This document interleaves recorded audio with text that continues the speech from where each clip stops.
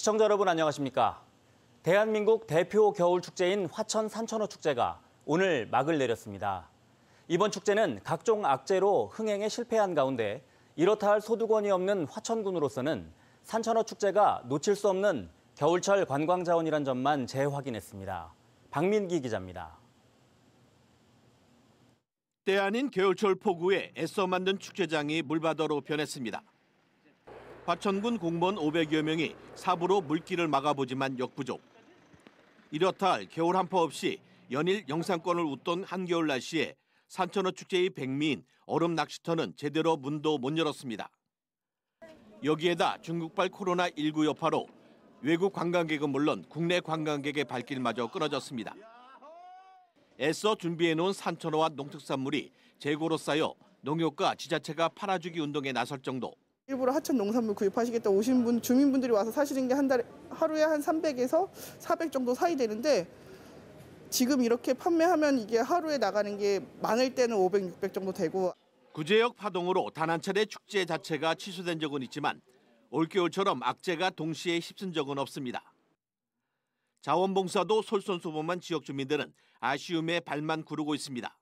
얼음이 안 얼어도 할 수 있는 축제로 만들어야 되겠죠. 근데 그 방안이 이제 뭐 수상이든 아니면 뭐 포털을 놓고 무엇인가 낚시를 하던가 뭐 이런 여러 부분이 있는데.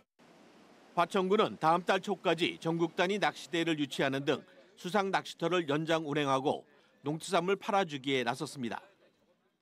이에 대해 전문가들은 지구온난화에 따른 이상기온과 각종 전염병 전파 등에 대비해 충격을 완화할 수 있는 겨울축제 중장기 대책이 필요한 때라고 조언하고 있습니다. MBC 뉴스 박민기입니다. 환경부가 아프리카 돼지열병 확산을 막기 위해 늦어도 오는 22일까지 춘천 소양강과 양구, 고성을 잇는 3단계 광역 울타리를 설치하기로 했습니다. 환경부는 멧돼지 행동 반경을 축소하기 위해 기존 1단계 광역 울타리 안에 있는 철원과 화천 등 4개 시군에 7개 울타리를 설치하고 모두 10개 권역으로 구획화해 관리를 강화할 계획입니다. 또 춘천 소양강과 인제, 고성으로 이어지는 3단계 광역 울타리를 차단 벨트로 설정하고 엽사를 투입해 남쪽에서 북쪽으로 총기 포획을 실시하겠다고 밝혔습니다. 강릉시가 경포 저류지 면적을 확대해 관광자원으로 활용하고 침수 피해도 줄이기로 했습니다. 아울러 순천만처럼 국가정원으로의 승격도 추진합니다. 홍한표 기자가 보도합니다. 지난해 10월 태풍 미탁 때 강릉시 경포 하류 일대는 침수 피해를 입었습니다. 지난 2009년 오죽헌 일대에 25만 3천 제곱미터 규모의 경포 저류지를 준공했지만 내리는 비의 양을 감당하지 못한 겁니다. 이에 따라 강릉시가 수해 대책의 일환으로 경포 저류지의 규모를 크게 늘리기로 했습니다. 경포 주변의 농지를 사들여 습지 공원으로 조성해 상습 침수 문제를 해결하겠다는 겁니다. 태풍이나 홍수 때는 저류 기능을 담보하는 그런 공간으로 되면 또 습지 정원 면적이 50만 제곱미터 정도 되면 순천만 정원처럼 국가 정원으로 승격하는 방안도 추진할 방침입니다. 현재 국가 정원 지정 요건은 정원 면적 30만 제곱미터 이상, 녹지 비율 40% 이상으로 국내에는 순천만과 태화강이 지정돼 있습니다. 경포 주변에 작은 면적으로 생태 습지가 있는데 저희들이 국가 정원이 지정이 되려면 30만 제곱미터 이상이 돼야 됩니다. 그래서 이 기준을 훨씬 초과하는. 습지가 늘어나면 성교장 앞까지 배가 드나들었다는 옛 경포호 수준으로 확대될 수 있습니다. 아울러 오죽헌과 성교장, 경포대를 연계해 생태 휴양지로 조성하기로 하고 생태원, 전시관, 교육연구관을 설치한다는 계획입니다. 오는 3월 올림픽 경기장 주변이 토지거래 제한 구역에서 해제되는데 선제적으로 습지를 만들면 난개발도 막을 수 있다는 보관도 세웠습니다. 다만 농림부가 예산을 들여 농지 구획을 정리해놓은 상태라 향후 협상의 걸림돌이 될 가능성도 있습니다. MBC 뉴스 홍한표입니다. 마을 기금이나 사업비를 둘러싼 주민 간 갈등이 끊이지 않으면서 고소, 고발로 이어지는 사례도 적지 않습니다. 이를 막을 제도적 장치 마련이 시급해 보입니다. 정다혜 기자입니다. 평창 면원 주민들이 조속한 검찰 수사를 촉구하는 집회를 열었습니다.